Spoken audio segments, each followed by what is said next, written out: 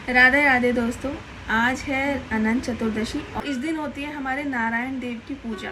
इस दिन शिव जी की और नारायण की साथ में ही पूजा होती है।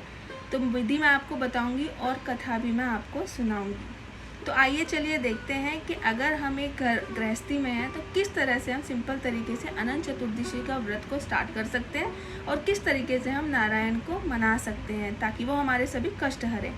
आइए शुरू करते हैं विधि। मैं आपको पूजा की कथा भी सुना देती हूँ अनंत चतुर्दशी की।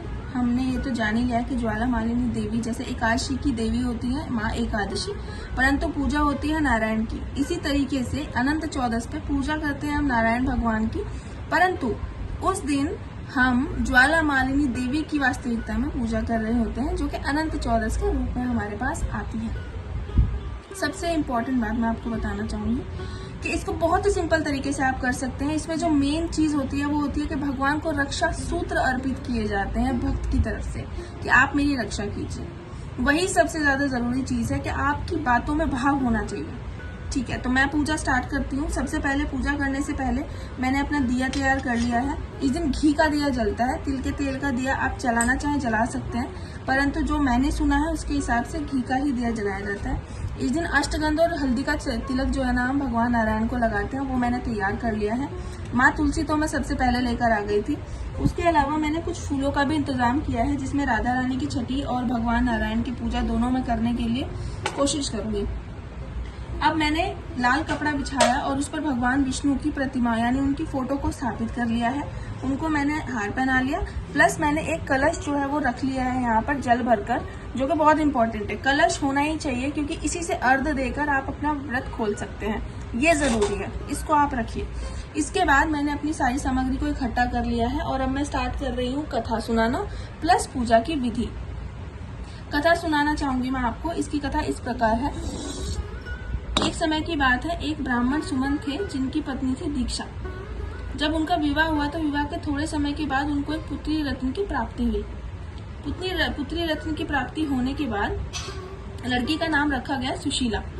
सुशीला की शादी कौंडिन्य ऋषि के साथ थोड़े समय बाद कर दी गई, परंतु आकस्मिक मृत्यु के कारण दीक्षा पृथ्वी पर ना रही और कौंडिन्य और सुमंत ऋषि ने विवाह कर लिया। दूसरी जो है ना अपनी दूसरी भार्या को वो लेकर घर पर आए, परंतु उनकी पत्नी और सुशीला की कुछ खास बनती न थी और वो दोनों आपस में प्रसन्न न रहते थे। माँ न होने के कारण सुशीला बहुत ही ज्यादा दुखी रहने लगी थी। उसने सोचा क्यों ना भगवान की शरण में जाया जाए। जाकर एक जगह बैठ गई तो देखा कुछ लोग वहाँ अनंत चतुर्दशी का पूजन कर रहे थे। जाकर पूछा आप क्या कर रहे हो? उन्होंने बताया आज 14 है और हम भगवान नारायण के अनंत चतुर्दशी के दिन पूजा कर रहे हैं। उसने पूछा, सारी विधि विधान पूछने के बाद अपनी तरफ से भगवान विष्णु को अर्जी लगाती है और अर्जी लगाते हुए वो बोलती है, अनंतम सागरम मग्नम समभ्य रुद्रम वासुदेव अनंत रूपे विनियोजस्व अनंत सूत्राय नमो नमस्ते। यानी कि हे प्रभु नारायण, मुझे इस संसार रूपी समुद्र से निकालिए, मेरा उद्धार कीजिए, मेरा साथ दीजिए। मैं दुखी हूँ, मुझे इस दुख के सागर से बाहर निकालिए। यही है इस मंत्र का जो सार है वो यही है। उसके बाद उसने व्रत रखा और भगवान को रक्षा सूत्र दिया।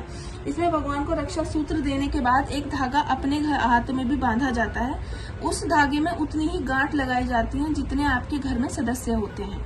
तो आप ध्यान रखें, अगर आपके घर में 4 सदस्य हैं तो जो आपका धागा होता है उस धागे में आप 4 गांठ लगाइए और अपने हाथ पर यहाँ पर बांधा जाता है। बहुत से लोग यहाँ भी बांधते हैं या अपनी गर्दन में भी इसको धारण करते हैं, ये आप कर सकते हैं।